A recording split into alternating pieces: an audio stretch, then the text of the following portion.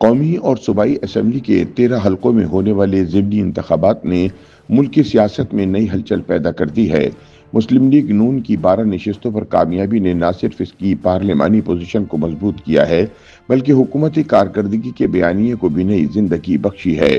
اس کے برعکس تحریک انصاف کی ضمنی انتخابات میں شمولیت سے متعلق غیر واضح متضاد اور دوغلی پالیسی نے اس کی سیاسی حکمت عملی میں گہرے ابہام اور تنظیمی کمزوریوں کو نمایاں کر دیا ہے، جبکہ صرف ایک نشست پر کامیابی کے بعد پیپلز پارٹی نے غور و فکر شروع کر دیا ہے کہ وہ حکومتی اتحاد کا حصہ رہے یا اپوزیشن میں جا کر اپنا کردار مضبوط کرے۔ مجموعی طور پر ضمنی الیکشن کے نتائج نے مستقبل کی وفاقی سیاست، پارلیمانی توازن اور سیاسی جماعتوں کا رخ متعین کر دیا ہے۔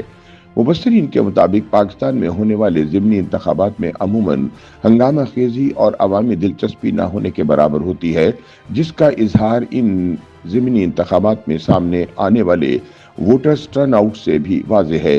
تاہم اس سب کے باوجود پاکستان کے روایتی میڈیا، سوشل میڈیا اور سیاسی حلقوں میں ضمنی الیکشن اور اس کے نتائج پر تاحال بحث جاری ہے، کیونکہ فروری 2024 کے عام انتخابات کے بعد یہ پہلا موقع تھا کہ درجن سیٹوں پر اکٹھے انتخابات کا انعقاد کیا گیا۔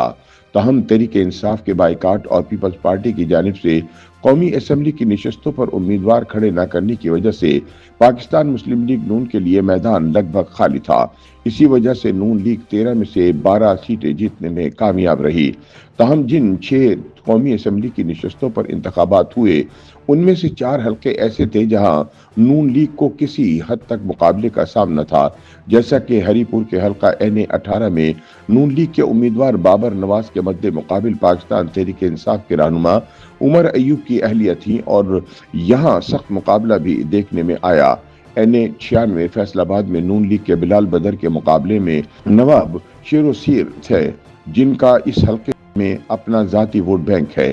نواب شیر و سیر نے 8 فروری کو الیکشن نون لیگ کے ٹکٹ پر لڑا تھا، جبکہ وہ پیپلز پارٹی کے ٹکٹ پر اسی حلقے سے MNA بھی رہ چکے ہیں۔ لاہور کا حلقہ NA-129 ایک ایسا حلقہ تھا جس کا PTI نے بائیکاٹ نہیں کیا تھا۔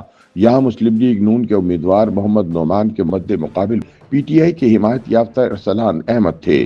اسی طرح DG خان کے حلقہ NA-185 میں نون لیگ کے محمود قادر کا مقابلہ پاکستان پیپلز پارٹی کے امیدوار کھوسا خاندان کے دوست محمد کھوسا تھے۔ دوست محمد کھوسا اپنے ذاتی ووٹ بینک اور پارٹی ووٹرز کے ساتھ ساتھ PTI کے ووٹرز کو بھی مخاطب کر رہے تھے۔ تاہم PTI کے حمایت یافتہ آزاد امیدواروں کی تمام تر کوششوں کے باوجود نون لیگ میدان مارنے اور کلین سویپ کرنے میں کامیاب رہی۔ تجزیہ کاروں کے مطابق ضمنی انتخابات میں قومی اسمبلی کی 6 نشستیں جیتنے کے بعد پاکستان مسلم لیگ نون قومی اسمبلی میں مزید مضبوط ہوئی ہے اور اس کا پیپلز پارٹی پر انحصار کم ہو گیا۔ تاہم پیپلز پارٹی کے بعض حلقے ان 6 نشستوں پر نون لیگ کی کامیابی کو پیپلز پارٹی کی مزاحمتی سیاست کے احیا سے بھی جوڑتے دکھائی دیتے ہیں۔ تاہم یہاں سوال پیدا ہوتا ہے کہ کیا واقعی ممکن ہے کہ پارلیمان میں نون لیگ کا انحصار پیپلز پارٹی پر نہ رہے؟ Free and fair network FAFEN سے وابستہ صلاح الدین صفدر کے مطابق عام انتخابات کے بعد قومی اسمبلی میں حکومتی جماعت پاکستان مسلم لیگ نون کی نمائندگی 108 نشستوں سے شروع ہوئی تھی، جو مخصوص نشستوں کی نئی تقسیم کے نتیجے میں 126 ہو چکی ہے، جبکہ اب ضمنی انتخابات کے بعد اس میں 6 نشستوں کا اضافہ ہونے سے یہ تعداد 132 تک جا پہنچے گی۔ سادہ اکثریت یعنی 169 ارکان کی حمایت حاصل کرنے کے لیے نون لیگ کو مزید 37 ارکان کی ضرورت ہے۔ یہ ہدف MQM کے 22، پاکستان مسلم لیگ قاف کے 5، پاکستان مسلم لیگ ضیاء الحق، بلوچستان عوامی پارٹی اور نیشنل پارٹی کے ایک رکن اور استحکام پاکستان پارٹی کے 4 ارکان اور 4 آزاد کی حمایت سے حاصل ہو سکتا ہے۔ تاہم ملکی سطح پر پیچیدہ اور مفادات پر مبنی سیاسی نظام میں چھوٹی جماعتوں پر انحصار اتنا آسان بھی نہیں ہوتا۔ صلاح الدین صفدر کے بقول اگرچہ حکومتی اتحاد پیپلز پارٹی کے بغیر سادہ اکثریت حاصل کر سکتا ہے، تاہم آئینی ترمیم جس کے لیے حکومت کو دونوں ایوانوں میں 2/3 اکثریت درکار ہوتی ہے، اس کے لیے حکومتی اتحاد کو پیپلز پارٹی پر انحصار کرنا پڑے گا، کیونکہ سینٹ میں پیپلز پارٹی 26 ارکان کے ساتھ سب سے بڑی جماعت ہے۔ وہاں پیپلز پارٹی کی حمایت کے بغیر حکومتی آئینی بل کے لیے 2/3 اکثریت حاصل نہیں ہو سکتی۔ اس لیے نون لیگ کے لیے پیپلز پارٹی کی حمایت کے بغیر حکومتی معاملات چلانا ناممکن ہے۔ मुबसरीन के मुताबिक मौजूदा दौर सियासी लिहाज से पाकिस्तान तहरीक इंसाफ के लिए कड़ा इम्तहान है। इमरान खान जेल में है और हालिया अरसे में खैबर पख्तूनख्वा के वजीर आला को भी तब्दील किया जा चुका है। मौजूदा मुल्क की सियासी हालात में पीटीआई को अपनी हिकमत अमली बहुत वाज़ेह और मरबूत रखनी चाहिए। ताहम पीटीआई ने ज़िमनी इलेक्शन में दोगली पॉलिसी अपनाकर अपनी रही सही साख और इज्जत का भी जनाजा निकाल दिया है। मुबसरीन के मुताबिक जिस तरह के हालात से पीटीआई इस वक्त गुजर रही है, इसका तकाजा यही है कि पार्टी की लीडरशिप को सियासी मामलात बारे मुतफ़क्का फैसले करने चाहिए और तयशुदा पॉलिसी से किसी भी इनहराफ की इजाज़त नहीं देनी चाहिए। सियासी तज्ज़ियाकारों के मुताबिक ज़िमनी इलेक्शन में क्लीन स्वीप करने पर लीगी क़यादत खुशी से निहाल है।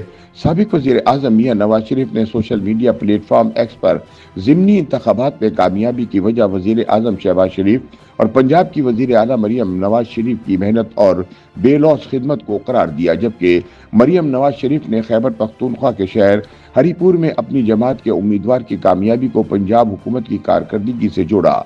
मुबसरीन के बकौल मुस्लिम लीग नवाज हरीपुर की सीट जीतने पर सबसे ज्यादा खुश है, जहां मुकाबला करके मुस्लिम लीग नून के उम्मीदवार ने कामयाबी हासिल की। इस हल्के में धांधली की बात भी ज्यादा नहीं की जा सकती, क्योंकि वहां पर इंतजामिया पीटीआई की अपनी थी। YouTube पर गूगली न्यूज देखने के लिए youtube.com की सर्च बार में गूगली न्यूज टीवी टाइप करें। गूगली न्यूज के पेज पर सुर्ख रंग के सब्सक्रिप्शन वाले बटन पर क्लिक करना ना भूलिए। YouTube पेज पर अपलोड होने वाली वीडियोस से बाखबर रहने के लिए बेल आइकन पर क्लिक कीजिए। आपको हर नई वीडियो के बारे में नोटिफिकेशन मौसूल हो जाएगा।